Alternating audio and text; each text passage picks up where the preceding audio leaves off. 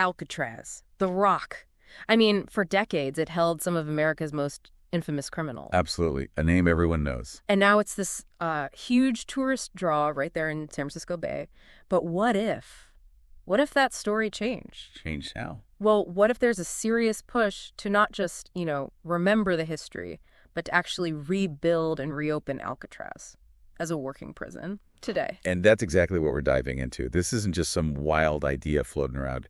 It's a specific proposal we're seeing talked about. Right. We've gathered a whole mix of sources you sent over news reports from, well, all over the map, politically, some history, legal stuff, even what people are saying online. Okay. So our mission here is to sift through all that and give you the clearest possible picture. What's the actual proposal? Where did it come from? And, what are the big questions around it? Got it. So we're cutting through the hype, the Hollywood stuff, and getting to the actual substance. Where did this whole idea kick off? It looks like the real starting pistol was fired on May 4th, 2025. A pretty direct announcement via Truth Social from former President Trump. Okay, what did it say? The message was very clear, in caps. Rebuild and open Alcatraz. And he wasn't vague about who should do it. He named the Bureau of Prisons, DOJ, FBI, and Homeland Security. So a direct order, essentially. And why? What was the stated goal? The stated purpose is to house America's most ruthless and violent offenders. That's the quote. Right. But it gets more specific. The announcement explicitly links this to frustration about judges. Judges apparently stopping the removal of criminals who came into our country illegally. Ah, okay. So there's a specific connection being made there. A very specific one. The quote continues, "We will no longer be held hostage to criminals, thugs, and judges that are afraid to do their job." So it's framing the issue very pointedly. Wow, that's direct. So it's not just about tackling crime generally, but there's this strong focus on immigration enforcement and dissatisfaction with the judiciary's role. Exactly. And the whole Alcatraz reopening idea is presented as this big symbol, a symbol of law, order, and justice, and is tied right into the Make America Great Again slogan. And I guess that kind of announcement gets attention fast. Oh, immediately. Yeah. It spread like wildfire across news outlets. The Daily Wire, Breitbart, Fox News, Tribune Online, the Rio Times, even Asia One clearly hit a nerve, made headlines everywhere. Yeah, you can see why. Now, this proposal, it sort of feels like it fits into a larger pattern, doesn't it? A broader context. It definitely does. I mean, if you look at Trump's rhetoric over time, especially on crime and immigration, this fits right in. He often uses really strong, evocative language. Like what? Descriptions like vicious, violent, and repeat criminal offenders, the dregs of society. It paints a very stark picture of who this is aimed at. That's language designed to get a reaction for sure. Absolutely. And there's often this element of looking back, sometimes nostalgically, to a time when we were a more serious nation. A nation that, in this view, didn't shy away from locking up the most dangerous criminals. So reopening Alcatraz becomes this very visible symbol of getting tough again, part of a potential second-term agenda. Precisely. A tangible sign of cracking down hard on crime. And the link to migrants is explicit in the framing. And that criticism of judges seems pretty central to this whole narrative. It really does. It's a recurring point, this idea that judges are being obstacles, that they're afraid to do their job when it comes to deportations. There's also talk of radicalized judges, supposedly insisting on trials for undocumented immigrants. And you have to remember, this announcement came just, 3 days after C.G. Ciaramella reported in Reason magazine about that federal judge's ruling. Remind me. The judge ruled against the administration's attempt to use the old Alien Enemies Act to deport certain criminals and gang members, calling it unlawful. Yeah, so that legal backdrop is definitely relevant here. Okay, that makes sense. So we have the why behind the proposal and the broader context. But let's talk about Alcatraz itself. For a lot of people, it's more myth than, real place. What's the key history? Well, it was a federal prison, famously, from 1934 to 1963.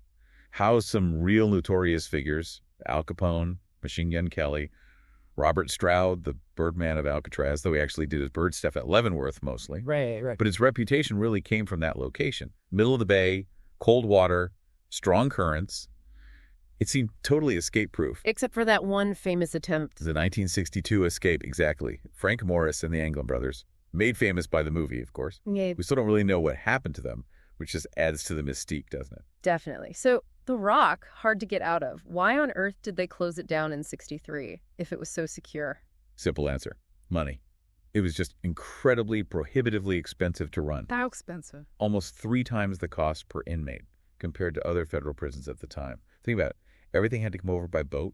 Food, supplies, fuel, even fresh water. There's no natural source on the island. Wow. Plus, you had to house staff on the island, maintain those buildings, and the prison itself was getting old, needing constant, expensive repairs. They estimated needing like $3 to $5 million back in 1963 just for maintenance. That was huge money then. Yeah, that's a fortune. So it sounds like a logistical nightmare, basically. An island prison. What's it like now? Is it just sitting there empty? Oh, no, not at all. It's actually a huge deal today. It's managed by the National Park Service, and it's one of the most popular tourist attractions in the area. Really? How popular? We're talking about 1.5 million visitors a year. Yeah. That's massive. Nancy Pelosi actually brought this up, commenting that because it's such a popular site, the idea of turning it back into a prison is, in her words, not a serious one. Okay, so you've got this major tourist site generating revenue, drawing crowds, and the proposal is to shut that down and turn it back into a super expensive high-security prison. The economics alone seem questionable. That's putting it mildly. And remember, the directive mentioned a substantially enlarged and rebuilt Alcatraz. Right, enlarged. What does that imply practically? Well, the original prison wasn't actually that big in terms of capacity, only held about 336 inmates.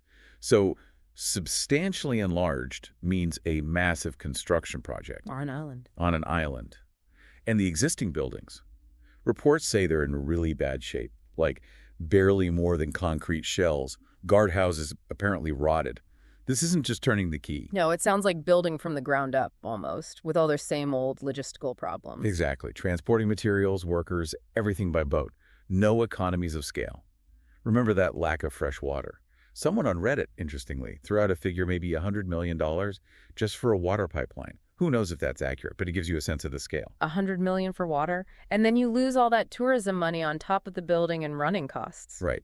And so far, zero details on where the money would come from, what the total cost might be, or any kind of timeline. It's a huge question mark. Okay, so the practical and financial hurdles look enormous. What about legally? Is this likely to just sail through the courts? Unlikely. Greg Jarrett, commenting on Fox News, predicted an avalanche of lawsuits. That seems plausible. Why? What kind of lawsuits? Well, there could be challenges based on executive authority, especially given the direct criticism of judges in the announcement itself. That raises flags about potentially disregarding judicial process. And that earlier case about the Alien Enemies Act? That could definitely come back into play. That ruling set a precedent that might create legal obstacles for using certain methods for deportation or detention. Are there international considerations too? Potentially, yes. UN experts have already voiced concerns about due process related to deportations of Venezuelans and Salvadorans. If Alcatraz were used in ways that raise similar international law questions, you could expect more scrutiny, maybe even legal challenges on that front. And what about who gets housed there? Any legal wrinkles there? There was an interesting point raised on Reddit, actually questioning the legality of putting people convicted of state crimes into a federal facility like Alcatraz. That adds another layer of potential legal complexity. It really sounds like a minefield, legally speaking. Yeah. And ethically. Beyond the legal side. There are ethical questions, too, definitely. Some concerns focus on the language used, vicious dregs of society. Critics argue that kind of rhetoric dehumanizes people. There's also unease, voiced online, for instance, about the normalization of attacking the judiciary. The idea of locking up judges being mentioned, even if rhetorically. And, of course, the basic ethical question of taking a public park, a historic site visited by millions, and turning it back into a place of incarceration. Right. That's a big shift. So, stepping back, you have this powerful symbol being pushed. Very powerful. Law, order, and justice, a return to being a more serious nation. For supporters, that symbolism is clearly the main appeal. It resonates. But then you stack that up against all these massive practical problems we just talked about. And that's the core tension, isn't it? Critics look at the costs, the logistics, the legal fights, and they see it very differently. They see it as, well, good optics maybe, or even rage bait, something to energize the base, but not a practical plan. Like Nancy Pelosi's comment, not a serious one. Exactly. And the Bureau of Prisons itself. Their official statement was pretty brief, just confirming they will comply with all presidential orders. Not exactly a ringing endorsement of feasibility. Very neutral. Very. Yeah. Which leaves room for all the speculation we've seen online. Is it a distraction? Is it purely about politics? Someone even joked maybe he was inspired by watching Escape from Alcatraz or The Rock. Yeah, maybe. But it highlights the skepticism, right? People are questioning the real motive because the practical case seems so weak. Precisely. So when we bring it all together, it's this clash. The potent symbolism of Alcatraz reborn versus the exact same reasons it was shut down 60 years ago, the massive costs, the logistical insanity, plus now a whole new layer of legal and ethical issues. Yeah, the historical irony is pretty stark. The things that made it unworkable then are arguably even bigger hurdles today. And for you, listening to this, we hope this deep dive gives you that richer perspective beyond just the headlines. We've looked at where this came from, the rhetoric around it, the island's actual history, and these really significant challenges, practical, financial, legal. It's a complex picture. It really is. So here's something to think about as we finish up. Knowing Alcatraz's past, its costly operational history, and seeing all these modern obstacles, does that powerful symbolism actually outweigh the very real, very high costs and complications? And maybe, what does this whole proposal, serious or not, tell us about how we're talking about crime, justice, and immigration right now? Good questions to ponder. Maybe dig a bit deeper into Alcatraz history or some of those legal precedents yourself. Thanks for joining us for this deep dive.